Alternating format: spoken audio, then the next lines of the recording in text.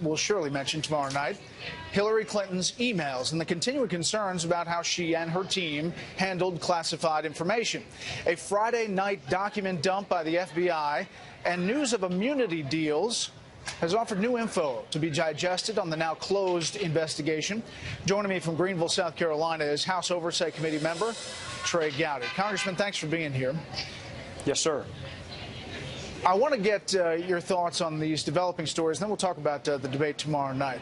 First of all, we get this document dump on Friday night. Tons of different pieces of the different interviews the FBI conducted. One of them, Brian Pagliano. This is the IT guy who handled the server for Hillary Clinton. And he essentially says that there was some sort of cover-up. And that he mentioned this.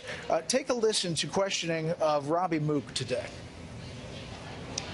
We learned from the FBI that an IT contractor managing Hillary Clinton's private email server made reference to the, quote, Hillary cover-up operation in a work ticket. This IT worker certainly sounded like he thought he was covering something up, no? FBI Director Comey came out and said to the world that there was no case here, that they did not have evidence of wrongdoing on Hillary's part. So what's the Hillary cover-up operation that the IT worker was referring to? Well, but this is the perfect example of what's going on here.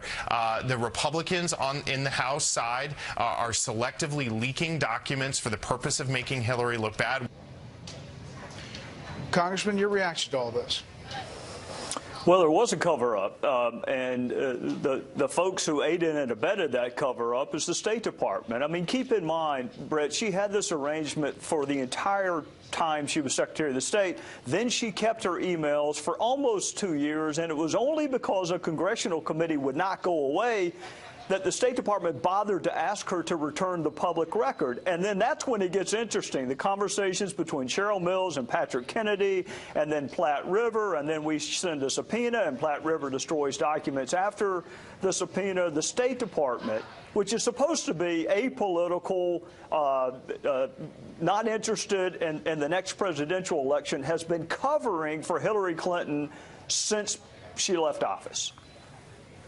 Well, what about the Department of Justice offering this at least partial immunity, but immunity through the FBI to 5 different people, one of them, Cheryl Mills, the former chief of staff of Hillary Clinton? For a lot of people who looked at this, they just don't get that. Yeah, and I would be one of them who don't get it for a couple of reasons. Number one, if you think that there is evidence that is relevant to an investigation on a piece of physical property, you use a subpoena, a grand jury subpoena. You don't strike an immunity agreement with the computer. You go get the computer. Her lawyer, Beth Wilkinson, who, by the way, represents both Heather Samuelson and Cheryl Mills, she's on record as saying the Department of Justice assured me my clients did nothing wrong. Well, people who've done nothing wrong typically don't ask for immunity. So my question would be, immunity from what? What was it that you were worried about the FBI finding on those computers? And, Brett, I'll tell you what I think it is. She had classified information on those computers. So you offer immunity to Cheryl Mills, who has classified information on her computer. How can you possibly then prosecute Hillary Clinton for having classified information on her computer? You couldn't do it. So are you saying, Congressman, that there was no intention at the beginning to prosecute Hillary Clinton, no matter what happened? Well, I don't want to malign the FBI, but I can tell you this. I have been underwhelmed by an agency that I once had tremendous respect for, and it's the Department of Justice who gives out immunity agreements, not the FBI. The FBI doesn't immunize anyone. But the Department of Justice, the same department that is headed by someone who met on a tarmac for half an hour to discuss golf and grandkids with a potential witness, to say nothing about being the spouse of a target, a potential witness in an investigation. She recuses herself. Someone in the Department of Justice had to decide to pass out these immunity agreements. And I see the get out of jail free cards, Brett. What I don't see is the jail. Usually you strike immunity agreements to further a prosecution. There is no prosecution. It's just 5 get out of jail free cards. All right, I want to ask you about the president, and he factors into this document dump. Here's what he said back in March 7th. Mr. President, when did you first learn that Hillary Clinton used an email system outside the U.S. government for official business while she was Secretary of State? At the same time, everybody else learned it through news reports. Now, there's an email in this document dump that Uma Abedin notes that the president could only receive emails from approved addresses. She recounted when Clinton changed her primary email address, they had to notify the White House so Clinton's emails would not be rejected by the server. Uma Abedin, was not sure how often Clinton emailed the president. Abedin was shown an email chain dated June 28, 2012 with the subject regarding congratulations. Abedin did not recognize the name of the sender. Once informed that the sender's name is believed to be a pseudonym used by the president, Abedin exclaimed, "How is this not classified?" Your thoughts on that? Yeah, Brad, I read that a couple of weeks ago when I read the FBI's file. This is about the fourth or fifth time the president has said something, that he learned something from a media report, whether it was the IRS targeting scandal or whether it's this. He's got really poor people staffing him if he has to rely on you and others in the media to tell him that Hillary Clinton was using her own private email. He emailed with her. It wasn't just once. It was more than once. And the other defense I've heard is, well, there was the letter H. Well, that's fine, but what you didn't see is state.gov. And that's what you ought to see if you're getting an official email. The one question that's never been asked of Secretary Clinton that I would love to ask if I were in your line of work is, would you have had this arrangement had you beat President Obama? Had you won in 2008? Yeah, that brings me to my last point. This debate tomorrow night. She likely will get asked some kind of question like this, we would think. If not, it'll be raised by Donald Trump. You've evolved on Donald Trump. You supported Marco Rubio. You said Donald Trump didn't have specifics back in February. Does he have specifics now? And what do you think about tomorrow night?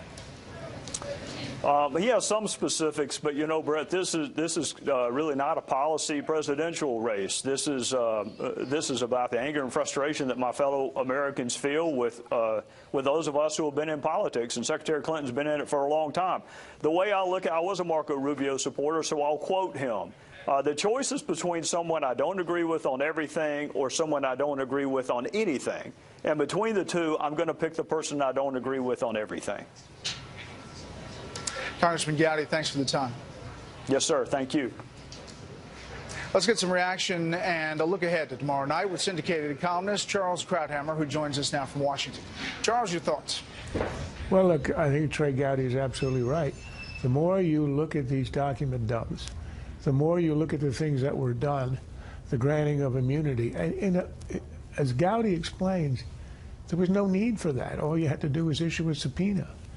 And since it came from the Department of Justice, it seems to me very clear that the answer to your question, which Gowdy was a little bit hesitant to go into, was that, yes, it was understood from the beginning by the Department of Justice and the White House that this person was going to be the Democratic nominee, that the legacy of the president was going to hang on her winning re-election and that and that there was no way they were going to prosecute her, and whatever had to be done would be done along the way.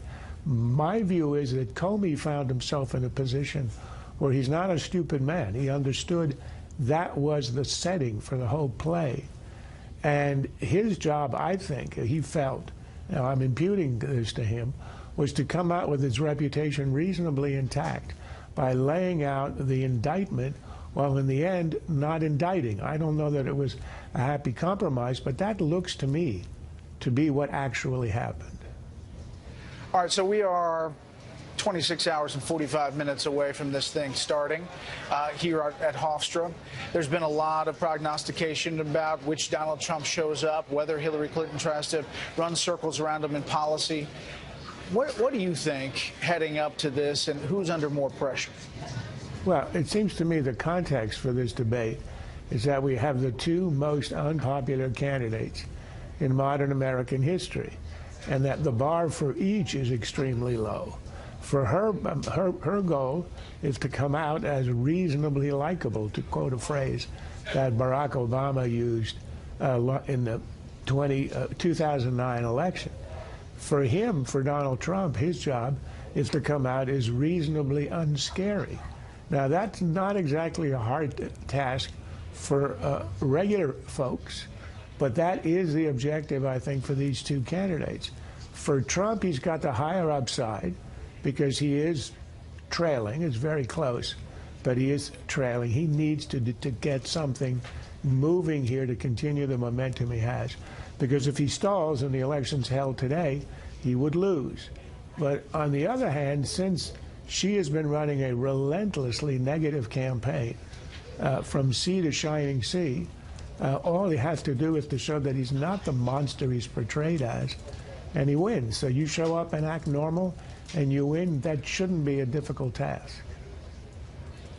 Charles, as always, thank you. Well, who do you think is under more pressure in the debate tomorrow? Let me know on Twitter @BrettBaer. You can use the hashtag #SpecialReport.